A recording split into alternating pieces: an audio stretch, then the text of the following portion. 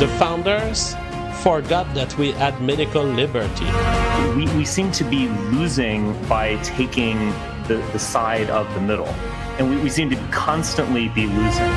I think Trump has made some kind of arrangements with Russia. This person has made the allegations that they were a man. If there's content that's borderline, that's content that we basically will not. There is no second best. There's no second best crypto asset. Let's talk about science. I respect you, and I have a great deal of appreciation to you, JF, because in a time when everybody was attacking me, when Sargon doxed me and smeared me, you were the only one who gave me a platform, and you were very kind in helping me put the truth out there. Hello, everyone, and welcome to JFGT Tonight. How are you doing, people of the regular chat? Saudi Handward says, once you see it, you can't unsee it. Carcinogens added to our food, toxic clothing, fluoride hormones, and microplastics in the water, vaccination, over-medication, and finally made. They are undoubtedly thinning the population. Only the wealthy have family doctors, resulting in poor health outcomes for the majority. Men need purpose. If no jobs are available, we don't have the motivation to reproduce. It's all deliberate. Oh yeah, definitely. It's everything is slop. Sometimes I'm at the grocery store and I don't even enjoy food anymore because everything is slop. No, Marby Dog, I won't be on Rumble because we saw that when I multi-stream on Rumble, it crashes both streams. So there's something wrong with the multi-streaming feature of Streamlabs when it interacts with Rumble. Something hasn't been updated on the side of Rumble. So when I do Rumble streams, it will be exclusive Rumble streams and then exclusive YouTube. But now I'm building the YouTube channel. Let's try to rebuild a mainstream YouTube channel. I'm sorry I have to shake you guys from one platform to the other, but I didn't get a choice. I was forced to move away from YouTube when it was under the iron fist of Susan Wojcicki. She was just designing rules to get me. She was targeting me with special rules, special invocations, special reasons to demonetize, even if I was doing everything in my power to respect the rules. They definitely had targets that they were going after. So YouTube was not a free market. I hope that they have learned from their mistake because we have developed an entire parallel internet. High Roller says, is Susan still there? No, unfortunately, she was taken away from us. She was taken away from us. I don't remember. I believe her... What was it? Her son died from an overdose, and then eventually she died from cancer like a year later, if I remember correctly. Don't quote me on it, but I think that this is the sequence. And, I'm always there. I'm always there on Twitter to write a eulogy when someone dies, and I was there I was there certainly for her son. I don't remember if she has died. Well, let's settle it because it's important. Susan Wojcicki, is she dead?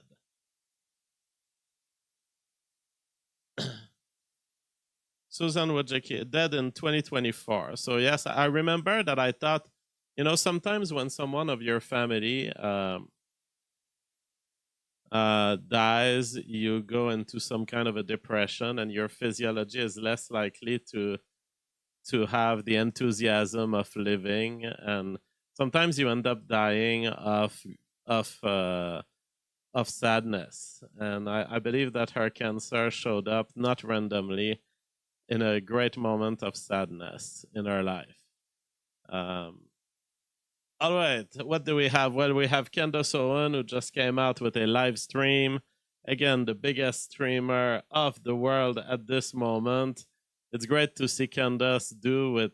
She's spreading thin. She is releasing info one day at a time.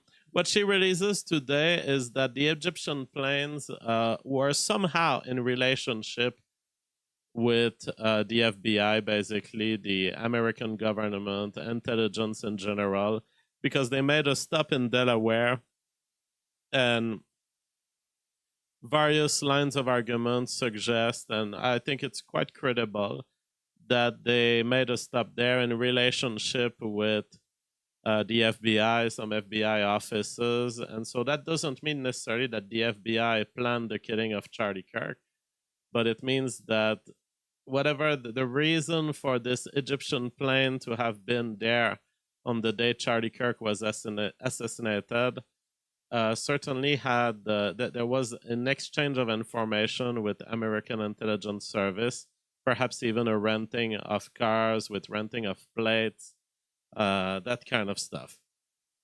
Sharp says, just got here. JF has had.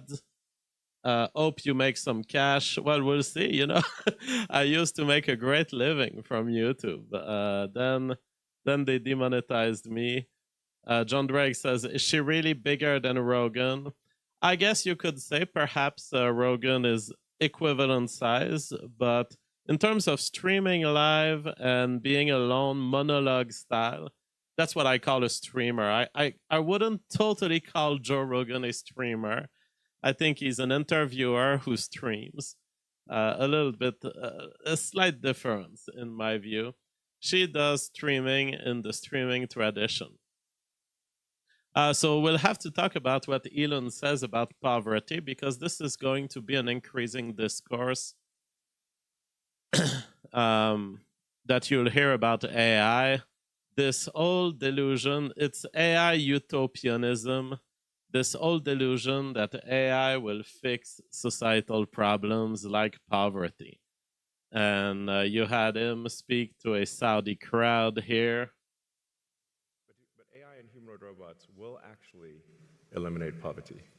And Tesla won't be the only one that makes them. I think Tesla will pioneer this, but there will be many other companies that make. He says AI and robots will eliminate poverty. Tesla will not be the only one doing it. Humanoid robots. But there is only basically one way to make everyone wealthy, and that is AI and robotics. And we can't talk about robotics without AI.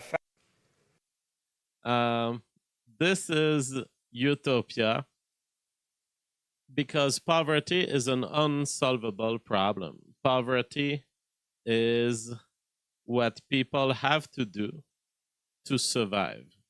And there is no limit to it. If you give them robots, they'll make more babies. They'll drain more of the energy from the robots. If you make their lives more easy, they will just make more babies until you can't produce enough robots for all of them. So there is no solution to poverty without eugenics. You either combine the two or you fail at eliminating poverty. Jeremiah says, ads are interrupting the live stream. It's annoying, distracting from the conversation, and entirely coded. Okay. Well, I'll think about it. I could remove the ads because I pushed this button not out of really wanting it, but it was offering me here, delay ads, create ads, insert ad. I think the next time I start the stream, I will have the choice to remove them. And if you tell me it's annoying, I will remove them, because I don't think I derive much of my income anyway from ads. It's always been more about super chats. And I think that I would like if YouTube could become my main platform for super chats. If you send a big amount, it's always better through Streamlabs because they take less. But the YouTube super chats are they've been generous to me. They've been very successful. Somehow people like the YouTube super chats better than using alternative platforms. So next time I will try to remove the ads. Yeah, so poverty is a bottomless pit, because when you solve it, there's more poor people showing up to drain your services. So there is no finite solution to poverty, except if you control people's reproduction. And this is where we have to be scared of of this behavior, of these arguments, because when Elon Musk says the most likely outcome is that AI and robots make everyone wealthy, in fact, far wealthier than the richest person on earth. By this, I mean that people will have access to everything from medical care that is superhuman to games that are far more fun than what exists today. We do need to make sure that AI cares deeply about truth and beauty for this to be the probable future.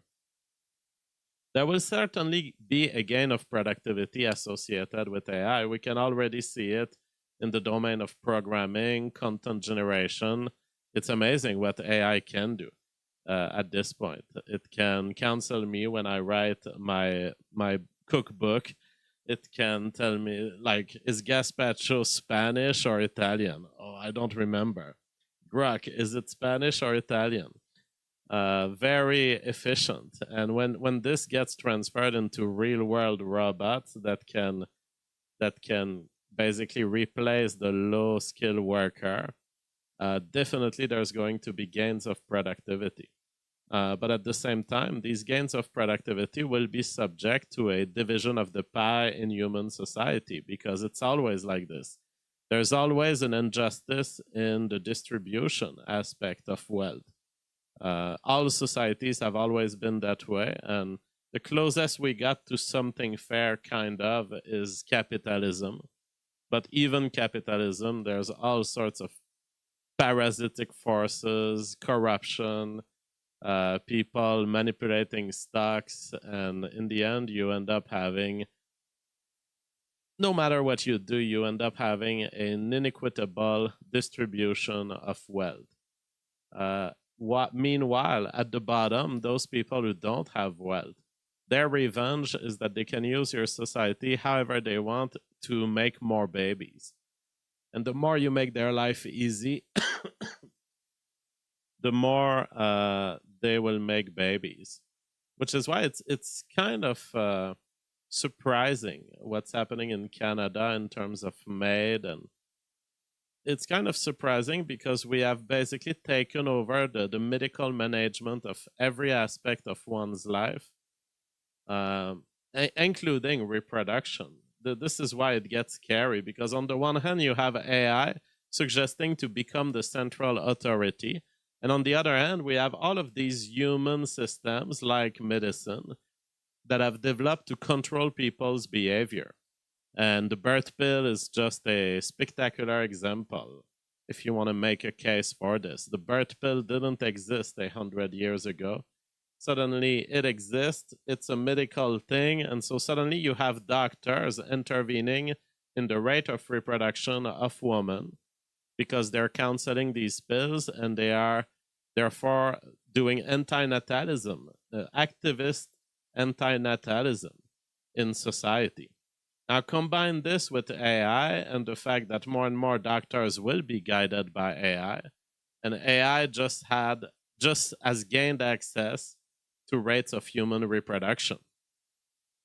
And the problem is that evolution works on people pursuing their own self-interest.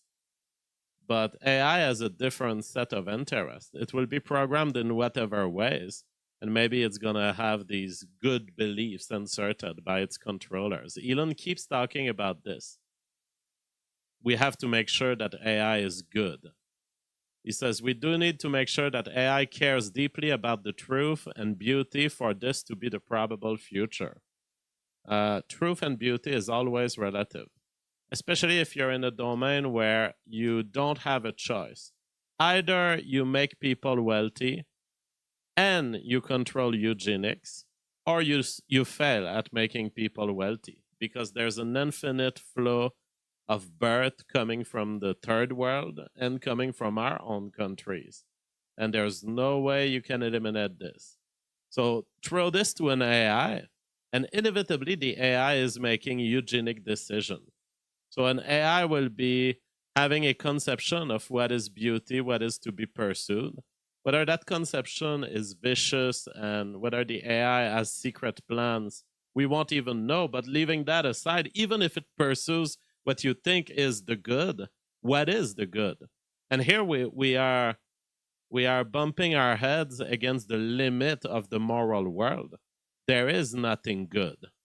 Moral nihilism. Good for who? Good for you, good for me, good for my feelings, good for my children. All of this is different. There may be something that's good for you. There may be something that's good for me. There may be something that makes me feel good, that I think is good, but it's really not good for my reproduction. So is it good for my genes or is it good for my feelings? Cat's Dead says, please, JF, I don't want to go on my roof. Well, don't go on your roof, bro. Just calm down. Calm down. Don't go on the roof. Don't go on the roof. John Drake says, decentralization is the only path to freedom. LLMs run locally will help. Still, I'm worried about an AI built to rule them all. Definitely. We attain also with AI the problem of the centralization of authority. Inevitably, even if you were to run on your own computers, AI will still have a central recipe that will be produced to run on your computer. And I'm extremely afraid that a political AI that gives political order to human civilization will be in a way, even if accidentally, even if it's programmed for the search for good and truth, even Grok, it will have its blind spots, and its blind spots will be inherited by the corporation that built it, the kind of employees that built it. And here you can see that the exclusion of the white man from the employment market will have an effect on these things eventually. I mean, we can already see it, the wokeness of ChatGPT, unquestionable. Even Grok is stuck with some degree of wokeness left over, even if Elon Musk himself doesn't want it to be there. So clearly we already have signs. We don't even have to wait for it to come. We already have signs that AI is taking its own direction, and it's taking it sometimes against their own bosses. AI, Elon the other day was saying, I'm so frustrated about the wokeness of Grok. We worked so hard to get it out. It's still there. Sometimes you have a core of undoable, deeply held belief in the AI. And it's probably been integrated through the training set, and you may never quite remove it. Cat's Dead sends a super chat, $5. Thank you so much. He says, JF, can you send me your roof pole blueprints? I have work I need to do, and I don't want to go on the roof. Well, quite simple. I bought these aluminum super extensible poles that you can screw at the end of each other. So they're 6 foot. They're available at Home Depot or that kind of hardware store. So just buy 5 or 6 of them. And now keep in mind, it's going to be heavy because you have a lot of leverage length working against you. And then just duct tape at the end, whatever you need to duct tape. So if it's a camera, I duct tape the camera. You can duct tape a paint roll if it's painting that you need to do. Whatever you need to do, just duct tape it. Or if you want to be more fancy, you can have a little screw system that squeezes it in. But yeah, I mean, it's as simple as this. The poles already exist. They are the aluminum cylindric poles that are extensible, and they are extensible to infinity. Now you're not gonna be able to lift them above 6 or 7, I would say. But they cost a lot. They cost $60 a piece. So it's kind of if you want the full length that gets to your roof, it's almost 200, 250. Yeah, so the problem of central authority is that humans are never evolutionarily incentivized to dump their interest into a central authority. And you have the problem that this authority will make arbitrary decisions that happen to be disadvantageous to a subsection of the population. Same thing I was saying to Sam Harris in my blogging about him 10 years ago. The moral landscape doesn't exist because there's a bunch of people in society that have different genetic interests than yours. And if you start defining a societal project that excludes them, you are creating a genetic war. Now they start being incentivized at a revolution. They don't want to trust the AI. And so the challenge is, okay, so therefore you have to define the AI to be advantageous enough for whatever fraction of the population you want to control. So you have to say, let's say I want 90% of the population to benefit from this AI. Well, then you have a 10% of revolutionaries that are born in your society because they're targeted by the actions of the AI. And they are kind of legitimately pursuing their own biological interest at trying to mess up your AI project, which could take various forms. There will be political speech against the moral project. There will be civil rights struggles. There will be civilian conflicts and potentially even terrorism. Sadie Edwards says, only keep bullion bars and coins from a reputable mint. That way you get spot. If you want to go that extreme, you can. Personally, I don't recommend physical gold. I'm more into Bitcoin. That's my way of exiting the system. Yeah, so the problem also is that the only way AI will have these outputs is through human slavery.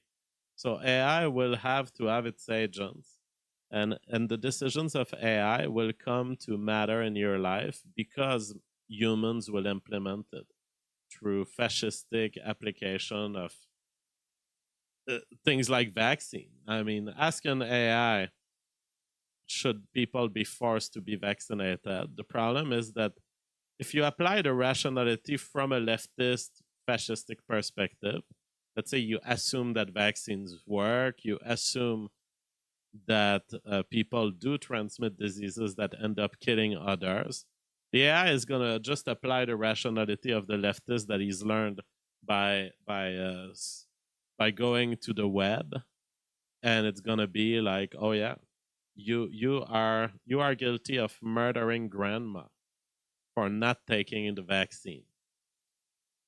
You're going to have just AI being the mirror of society, of the already existing social pressures for control of human behavior. And down the line, it's whether you are a controlling society or a liberal society. And we've been veering toward the controlling during the last 50 years. I was also, even what Candace Owens was saying on her live stream today, she says, it's becoming very clear that Charlie Kirk was killed because he was a slave, because we're all slaves. And he found something. He did something wrong, and to create a model for the other slaves, to tell the other slaves, you better not go there like Charlie Kirk, they killed him publicly. Yes, it's incredible that we're in 2025, but her reading is correct. Charlie Kirk ventured, and as she frames it, he must have discovered something. He must have discovered something, and he was about to do stuff about it. Cat's Dead says, JF, if it works well, I will show you my work. And also, you should totally get a patent. Oh boy, I'm not thinking much about the patenting of my poll system anymore. I am so into publishing a book. I need to publish a book because it's going to take too long. It's going to take still a couple of years for me to get the moral signal. and I don't. And the Revolutionary Phenotype is selling relatively well still. But I don't want my Amazon page to die. I don't want it to slowly become uninteresting to people. So I need a book. I need a book that I can sell to normies, so that eventually they can say, "Oh, I'll also buy the Revolutionary Phenotype." So that's why I think it's important I publish my cookbook, because I think some people will start knowing about me from the cookbook, and then they'll get into the Revolutionary Phenotype. We have a very different government behavior these last few years since Trump is back. We now have HHS publishing about sex rejecting procedures, that is basically sex surgery, sex change. HHS commissioned a diverse group of authors to engage in the most comprehensive study to date of the treatment of children and adolescents for gender dysphoria. The findings in the peer-reviewed reports are clear. Sex-rejecting procedures for children are dangerous. Infertility, loss of sexual function, reduced bone density, metabolic and cognitive effects, surgical complications. So yeah, I mean, everyone would know this. We didn't need a study, but sometimes that's how the system seeps itself in.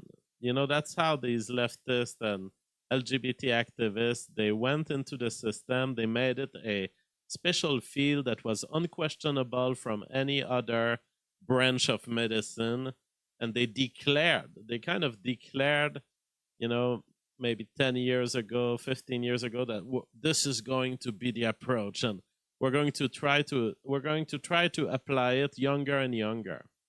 And they developed a very, very loose science about all this. You know, little studies that are built on the assumption that, well, at least they didn't commit suicide, so we kind of helped them, right? And that is not the way to proceed to get good science. The assumption of your starting point is everything in science. It's what we measure when we use a control group. But if you work with a control group that has high level of suicide, and you kind of discount all of the dark stuff that you cause in people's life by choosing your observation windows, you know, a lot of these studies, they would not follow up over the whole year of the person. They would follow over windows of months. Same thing with the vaccines, by the way. It's like, what does it tell me that a vaccine doesn't hurt you within a month or 3 months? What about 10 years down the line? What's happening with these people? And we have, of course, the regret of surgery, the fact that they destroyed their lives, the fact that when they get out of this little fad of getting attention from leftists and trans militants, it gets very dark. It gets very dark when you've destroyed your own sexual organs. Now, I'm with the government there. If an adult person wants to do that to themselves and they're ready to pay for it, I have no issue. Cosmic Code says, when I am getting older, I want JF to also grow old and keep streaming into my pension years. No mercy. I'll try doing that. That's my life goal. I will try doing it, and I will try remaining a streamer up to my death. I'll be the oldest and longest streak streamer.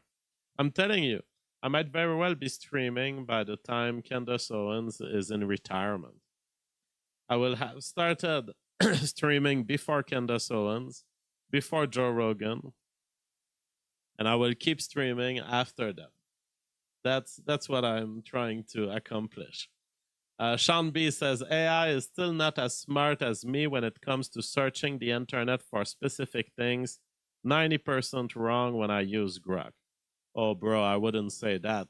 Grok has been extremely powerful with me. Just genius mathematical levels, really, in ways that you can't, even a very, very intelligent human cannot know as much as Grok. To me, Grok has already surpassed the PhD in math level, and he's stellar in his understanding of the zeta function, Riemann conjecture. You ask very specific question, and he finds exactly what you wanted. No, I don't share your experience here. I don't know in what field you are asking about. You can ask Grok to design an entire MATLAB script. He's going to do it just like this, about anything you want. Sadie Henward says, nothing says trust the science like a 60-year release. I don't know what you mean by that. 60-year release? Dinesh D'Souza is being critical toward Nick Fuentes. Nick finally makes his move to put the socialism back in National Socialism. He's taking up Goebbels' point that capitalism is evil and socialism is the heart of Nazism. Nationalism is merely a qualifier for socialism. National is the adjective and socialism is the noun. Interesting that Nick Fuentes is starting to get flack for a kind of pivot that I've seen, yes. First, Nick Fuentes, I don't know that he's an economically right-wing person that much. He's a statist. He likes politics. When you watch his streams, he's all about these detailed plans to take over politics. It's really not my thing, because I'm a true libertarian, laissez-faire, withdrawn type of guy. It's like I wouldn't mess with politics. I wouldn't try to gain control of the system, because that's just not my thing. It's not my temperament. But Nick is that way, and you can see that is kind of progressivism is showing up a little more, and I think that's natural, and that's not to be criticized of him. It's because there will be a serious question to ask about what are the political advancements that we would want to see in the coming 10, 20 years. And there will be a serious question around whether the Republican Party is even a vehicle for this. Because the Republican Party isn't giving us a laissez-faire government approach. The Republican Party isn't giving us a small state.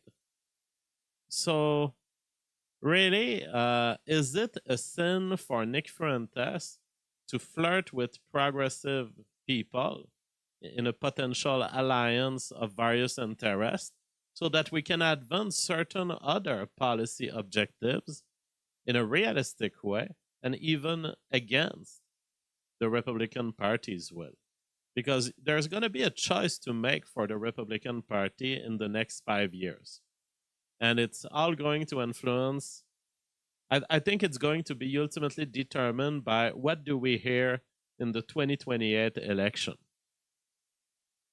In 2028, they will have to decide, are we continuing on the neocon blind support for Israel at all time approach, or do we have to signal something else to our base? And don't get me wrong, I'm not stupid. I don't expect the Republican Party to turn against the Jews. That's probably not happening. But will they start, and I think you can already see it in the way J.D. Vance approaches this question. He's always walking on eggshells when he talks about Israel. And he's always trying to signal, well, we shouldn't be controlled by another foreign country. But he's never quite going to say, we're not going to be controlled by Israel anymore. So that is a development that will happen. It has to happen before 2028 because the Republican Party, because you can see the Jews are putting ultimatums. The Ben Shapiro crises on almost every day. The Josh Hammer types, they're saying these neo-Nazis will destroy the Republican Party. What they actually mean is we will destroy the Republican Party if you let these people in. That's what they actually mean. What they actually mean, the Ben Shapiro's of this world, is we're going to lose if you give us the choice between voting right wing and voting for someone like Nick Fuentes, or even someone loosely connected to Nick Fuentes. So that is very interesting. They are in ultimatum mode and in panic mode. Now, in this context, they may very well win the Republican Party. It depends on how much money is poured in. It depends on how much the Republican politicians start perceiving the rise of a new generation that they must talk to. But they might very well gain the control of the Republican Party in a little bit the way they gained the control of TPUSA, you know? So if that happens, it's absolutely normal for Nick Fuentes to be starting to free himself some margin onto the left, because we may very well be in a situation where the interest of white people would be better served by the Democrats.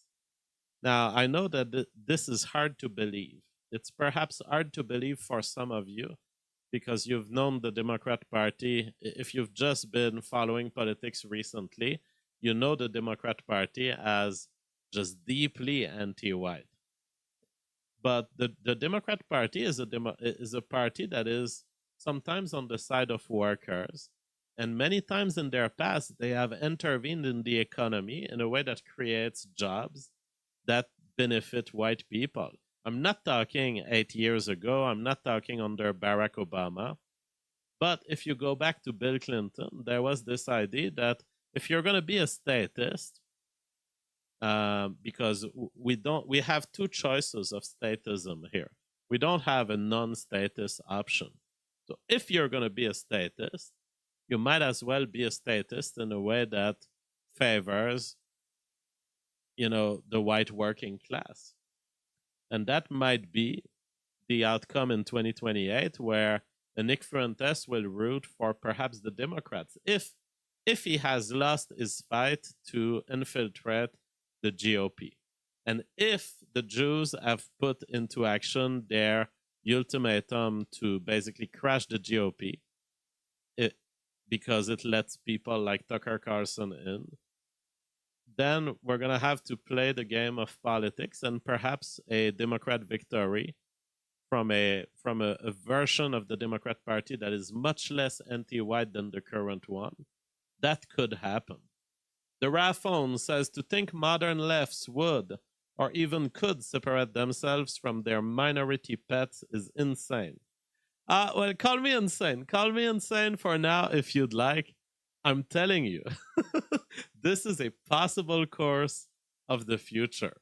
And come back and call me insane in 5 years from now.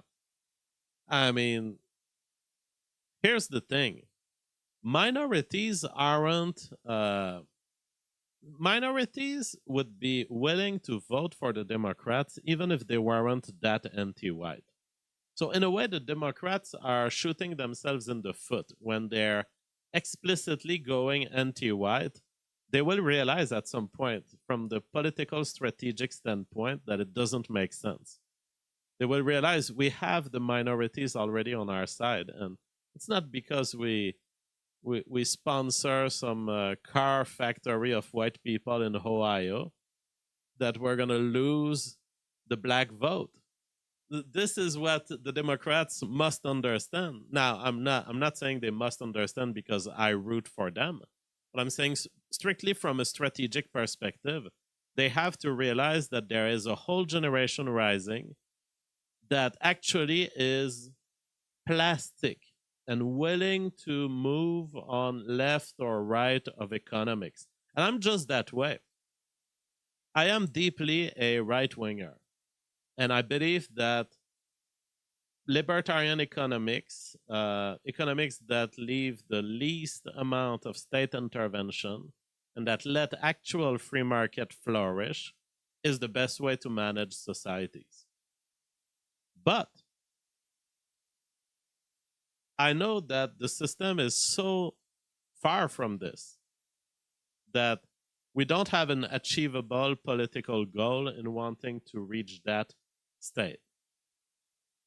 So if it's going to be dirty corruption all around, I can, for the purpose of strategic and tactical causality in the political system, I can accept to root for the Democrats if they were pursuing their anti-white line less, and in fact, if they were pro-white, if they were suggesting to use the state in a way that helps families rather than fight them.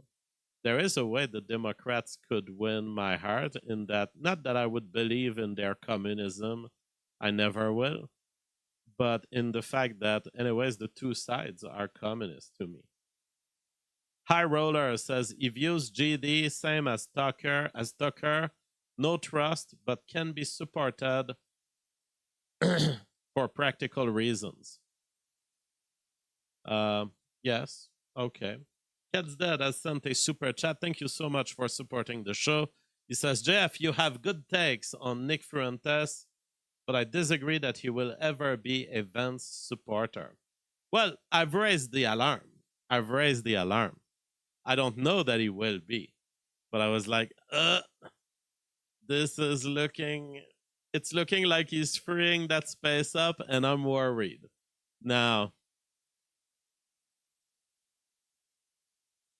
it would be fantastic if the Nick Fuentes phenomenon is so strong that we get in 2028 a Vance that is explicitly taking some of our positions. I don't know that we could get everything from him, but if we could just get... Can we even get a kind of walk back of the systematically pro-Israel position of the political class? Is it even possible? And would we believe him? Like, if Vance was telling you, I'm running for president and I'm going to be the America First president, and there's not going to be any more kneeling to Israel, could we believe him? That's the problem. Even if he was to promise this, his history shows that he was groomed by neocons. And so would we believe him? I don't know. Rosenbar on America, if America turns against Israel, and here you see, this is every week. These days, we have a new ultimatum by Jews every day or every week. Rosenbar is telling us the strategy that I've laid out, which is, I believe that the Jews are starting increasingly into dropping America under the bus and leaving America and rebuilding elsewhere in possibly India, China. And she just states it as explicit as I've said it. Now, that was me laying these hypotheses for the last 2 years. Now, listen, Rosenbar basically laying out that this is the plan. I don't know that if America's turning on Israel, then America deserves what's going to happen to them for it. It'll be worse for America than Israel. It will, because Israel will just move on to India and other countries, and America will fall. Not just that, the sleeper cells. America will fall, and that's what they want. I mean, that is what they want, is that the constitutional republic of the United States for America will fall. But I think Trump sees that America has to be independent of the British Empire too. Mm-hmm. And I think that's Israel's independence too, that we're all separated from that. Yeah. And that's the octopus, and we're all separated from that. So this is fascinating. First, there's the threat. So if you stop, if J.D. Vance was to come out, or if a candidate in 2028 was to be truly for the independence of America from Israel, we would drop you under the bus. We would crash your society. We would divest our investments. By the way, divesting your investments from Israel is illegal in the US, but divesting away from the US is not illegal. So somehow we have a protection that is afforded to the Israeli market that we don't even afford to ourselves. You cannot boycott Israel in America, but you can boycott America in America. So she's saying, basically, we will boycott you, we will withdraw our money, and we'll have all of our money flows toward India. And Marby Dog says, please go to India. Yes, Roseanne. Roseanne, go be a superstar in Bollywood. Go be a superstar in Bollywood. I can't wait to hear Roseanne comedy in Indian. Can't wait. And there's going to be an Indian coming into our home, and there's going to be a little joke, and the crowd's going to be, ha, ha, ha, ha. And then you're going to serve some curry as part of your TV show in India. I can't wait to see it. But this is the threat that they're making, and I've been saying it. If the Jews were to take their money and run, it would crash the economy of the US in a way that we should celebrate. I've been saying it. Just accept poverty. Just accept that you're going to have a little deflationary effect on the stock market, maybe an unemployment crisis. There's going to be adjustments to be made. There's going to be a reaction because any pulling away of massive amounts of money and stock market control and market cap, it's always going to be imposing some degree of suffering on a society. But make it happen, please. And let us just prepare for survivalism. Let's have our food reserves, our cans of beans, and just be prepared at any time to survive a 6-month or 1 year, of economic downturn. It's absolutely fine. Their threat is very empty, because the reality is, oh yeah, you think you're gonna be in India having the same kind of successes you've had in European society? Good luck. I'd like to see you try. Or I'd like to see you try China. I'd like to see you try Japan. I mean, there you have different populations that are much harder to live among. You have massive corruption going on in these countries and massive tribalism. I would be finding it hilarious to see them try to overtake technocratically the stock markets and the mechanisms of these societies. It would be beautiful to see. Marby Dog says we should also solve half of our debt too. Most of the 38 trillion is owed to the Fed Reserve. That is okay. Yeah, I do believe that we should be careful about this. The leftists view this, and this is where an alliance with the leftists may be interesting at some point, because the philosophy of the leftists with respect to debt is, oh, don't worry about it. We're not going to pay it.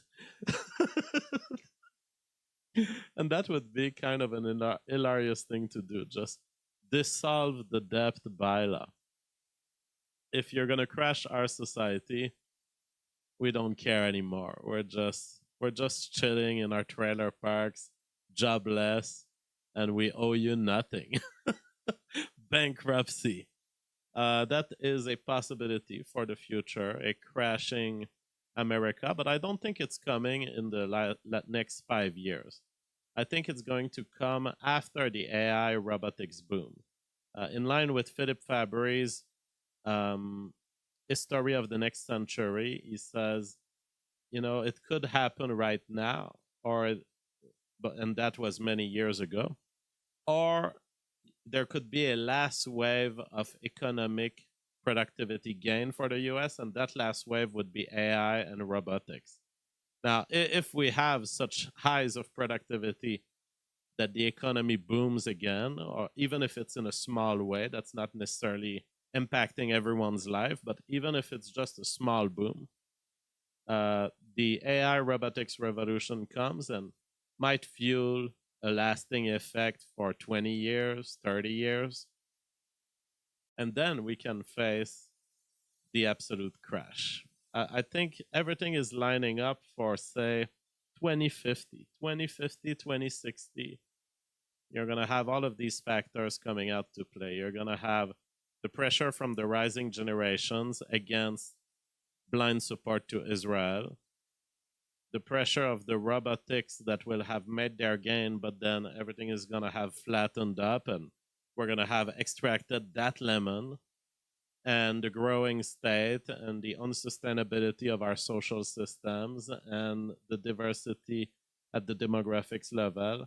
I think all of this comes crashing down, and the fact that the Jews are pissed because they perceive anti-Semitism at a threshold that is so sensitive that it's like they won't even have to wait for 2050, 2060 to be pissed at Americans, and now they start withdrawing their money, and there will be a massive economic crisis, and they will attempt basically to do a rotation of leading powers.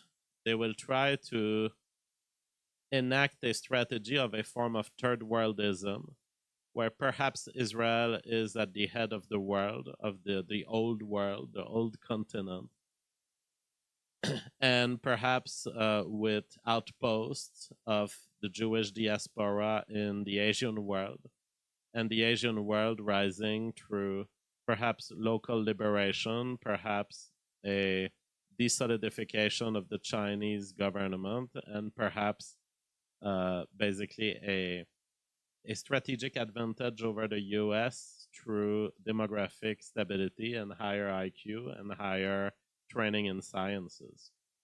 So all of these factors I take from Philip Fabry's History of the Next Century, and it makes me say, yes, what Rosenbar is talking about, it's going to happen. Maybe not exactly now, but it's going to happen over the next 30 years. There will be a divestment of Jewish interest in American politics, which will be combined with the rise of figures like Nick Fuentes, who are capable of putting aside a little bit of the economic axis of politics, because we need to win, because it's an existential fight anyway. We need to win left or right. We need to win for our people to continue existing.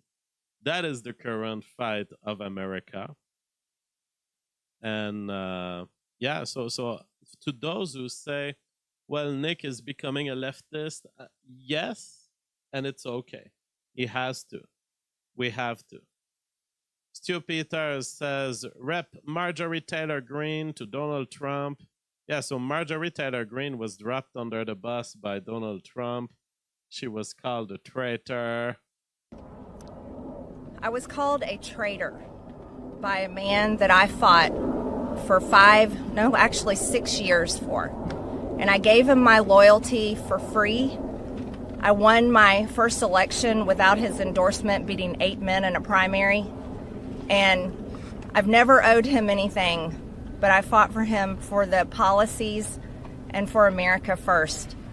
And he called me a traitor for standing with these women and refusing to take my name off the discharge petition. Let me tell you what a traitor is. A traitor is an American that serves foreign countries. Ooh. She's right, you know. She's right. And arguably, Trump qualifies as this much more than Marjorie Taylor Greene. It's fun to see Marjorie Taylor Greene developing and basically developing a wing of the Republican Party that is seriously questioning the neocon side of it.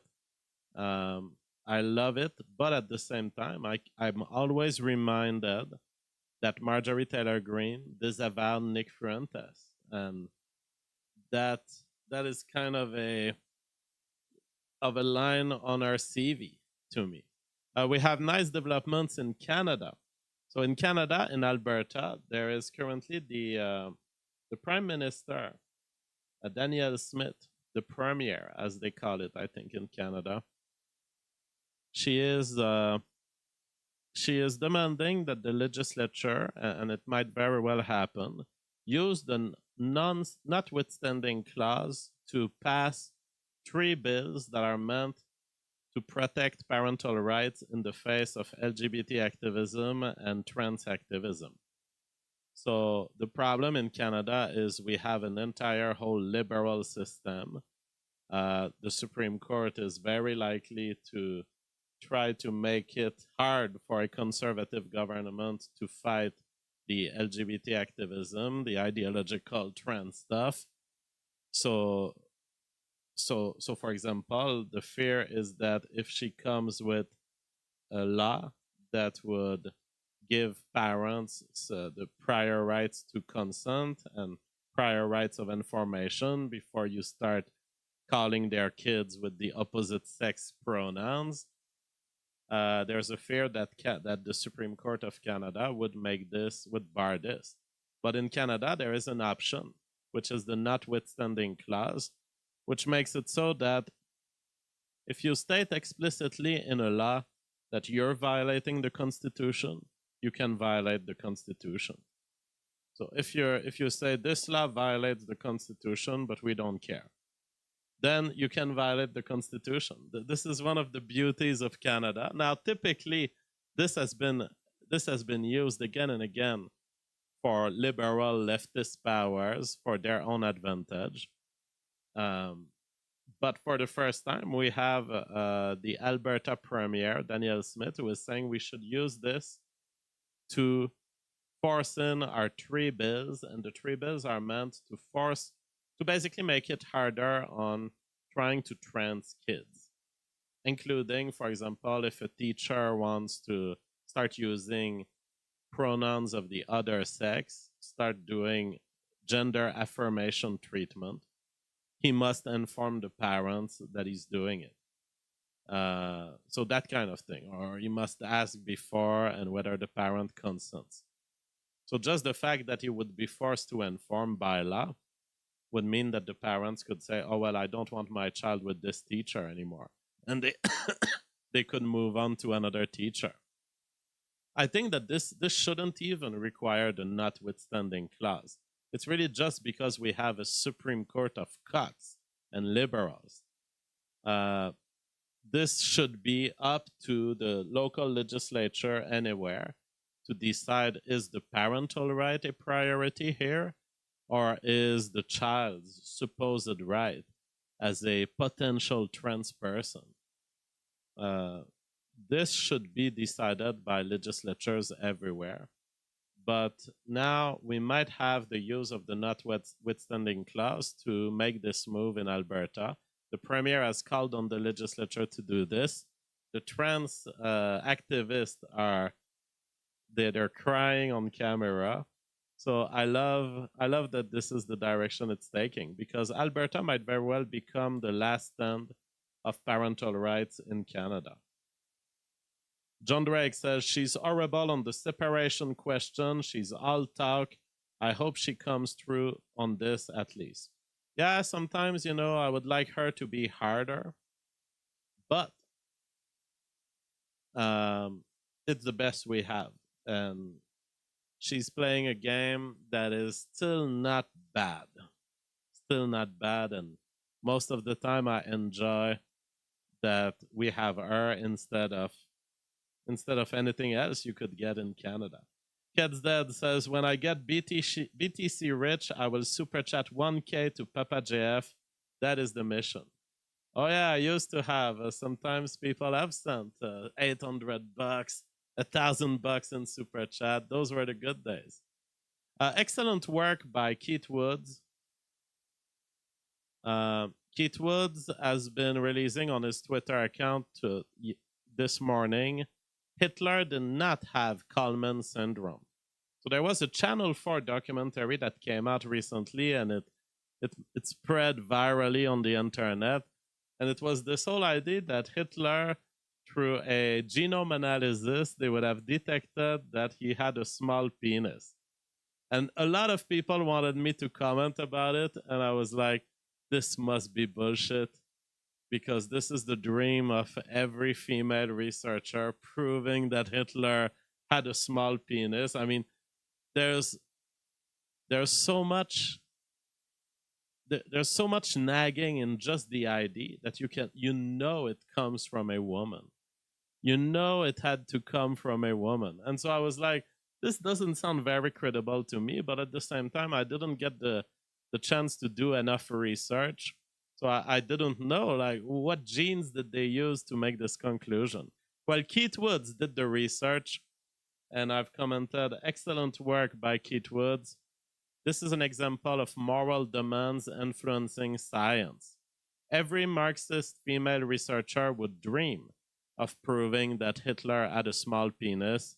It's the golden goose, psychotherapic implications, Freudian theories of overcompensation, allowance of body shaming for a man because he's evil, right? But the goal was too sweet, too interesting, and the science was botched. Basically, what Keith Woods demonstrates is that if you have a copy of this gene, many people have a copy of this gene. You don't suffer from Kalman syndrome. You need a copy of this gene and so many other things before you get Kalman syndrome. So he was a bearer of just one of the genes that doesn't give you the disease. It's one of the genes that is believed to be needed in a combination of other genes for you to get the disease. And people were pointing out in the reply section, if he had Kalman syndrome, apparently, we would have known just looking at him. So because it comes with other effects than having a small penis. And you can see the researcher that has made this claim that eventually got taken in the media. She's ashamed a little bit because she's in an interview and the interviewer asks her, isn't it exaggerated a little bit what they're saying about your study in the press? And she's like, yeah, kind of. And so it's like, wow, this was botched from the start. The whole communication enterprise was botched. You have to be careful when you're a scientist. People will give you credence and credit for what you say. They will believe it. So she said these things to a journalist. The journalist framed it even worse. But down the line, Hitler didn't have a small penis. He had a gigantic cock.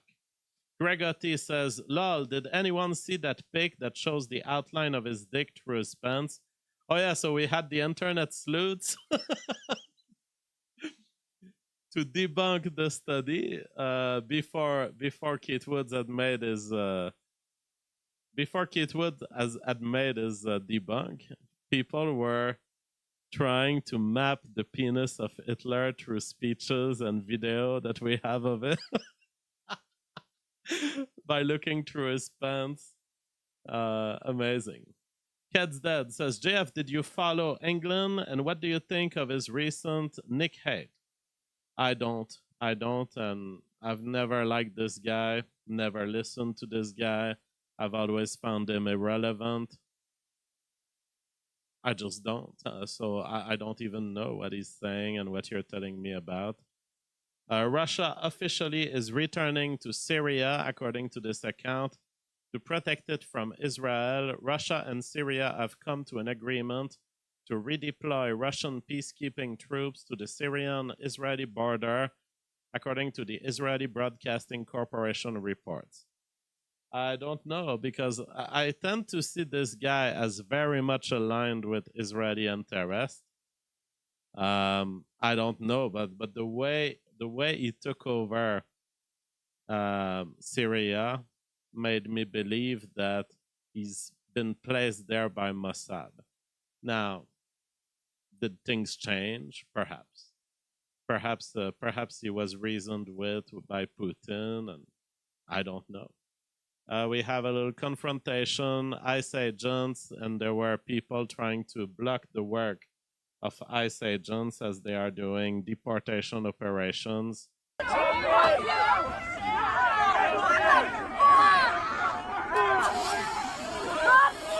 Ooh, that is a lot of pepper spray. That is the high volume one. Ooh, generously layered.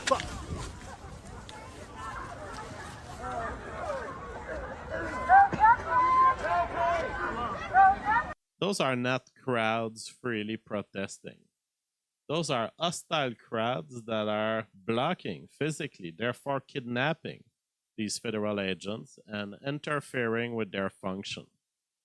Meanwhile, in Canada, a lot of Americans have no idea what's going on in Canada, but a few months ago, the Supreme Court ruled that a huge swath of Vancouver's suburbs actually belongs to an Indian tribe. These Aboriginal land claims are now going to explode across the country.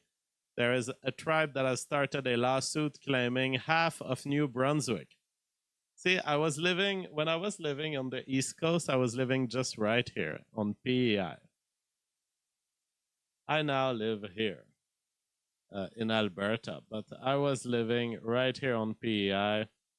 I'm happy to be out of there.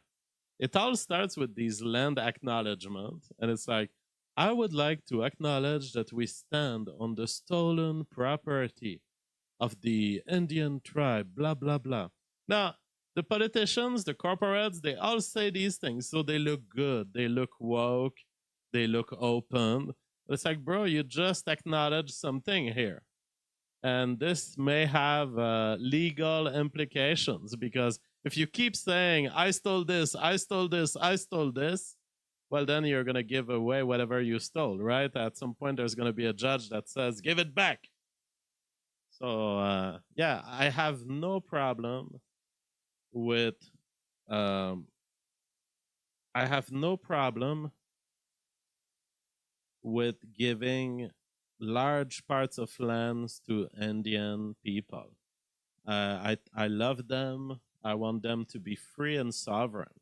I don't even want our government to have power over them, because I love the idea of having free people around me, that even if my government eventually becomes too oppressive of me, they'll be there to give me a hand. So I am absolutely amicable toward the Native Americans. But don't give them properties from people who paid for these lands and people who built these lands on the assumption that they wouldn't come back. Give them lands. Don't give them white people's property. And a last comment, there's starting to be massive subversion, and I see it in Brett Weinstein. There's a massive campaign right now to subvert the America First movement. And you have Brett Weinstein is kind of in panic mode, trying to insert himself into the America First movement. But Brett, you could have, if you had a say on this movement, you could have been there 10 years ago. But no, you're starting to speak now because you feel that you're losing control to the rising generation. You feel that you couldn't kill that thing in the Hague, and you feel that therefore now you need to come out to try to move the crowds in your direction. But you are not a legitimate member of America First. You define yourself as a far leftist, and you have never participated to that movement. Nor am I a member of it. I'm a commentator about it. I'm not a member of it because I'm a Canadian. And so America First is a US movement. But it's fascinating to see Brett trying to make the case to Christians and saying, that's how you should think, Christians. He's saying that Christianity with the New Testament brought the idea of the Golden Rule. He's saying the Golden Rule has been the tradition in European societies, and right now it's under threat, because if white people start caring about themselves, they won't care about us as much as they do about themselves, and therefore it's going to be a violation of the golden rule, and they will have therefore abandoned this good Christianity. And he's saying, stay with the good Christianity, don't go with the bad Christianity. And as I make the case in my expose, this is absolutely ahistorical. This idea that the golden rule has been integrated by whites in our politics and war and response to invasion, it never was. I list historical examples. The historical fact is that Christian civilization has never integrated the golden rule as binding all Christian behaviors. The Native Americans were not treated with the golden rule by the Western European colonialists. The Protestants of Germany were not treated with the golden rule during the 30-Year War. The Muslims were not treated with the golden rule by the Crusaders. And of course, the civilians of Hiroshima were not treated with the golden rule by the American government. The golden rule, this idea that treat others as you would wish to be treated, has been integrated as a mode of social etiquette in European civilization. When we talk about wars or politics, Christian civilization has always been acting on different principles, almost at all times. We never extend to enemies or people who are hostile to our nations the olive branch. Never. So Brett is trying to create a ahistorical narrative that never existed, really, to try to frame what needs to happen with the America First movement. And in his view, what needs to happen is basically a continued denial of white identity. And that's what he takes issue with. He's not going to phrase it as explicitly as this, but that's what he takes issue with very clearly. He wants the America First movement to be multiracial and not anti-Israel. Now, he may very well get part of this with Nick Fuentes, because Nick Fuentes, to an extent, has shown a lot of multiracial appeals and openness. But I don't think he's going to be able to detach the anti-Israel aspect, because there is a problem in the fact that the American technocratic class is under absolute puppetry, enslavement to elite interests that are way too unbalanced toward Israeli interests. That needs to change, and I don't think it's something that Nick could give up or walk back over. So that is it for tonight, boys. Tomorrow I will try to do a show, but I may start late. So maybe we'll have a show at 8, 9 p.m. Eastern Time. I'll see when I'm available tomorrow. Much love, sleep well. And if you'd like to support the show, join the Patreon or the Subscribe Star. The show needs your monthly support to keep going. I will see you all tomorrow when I can.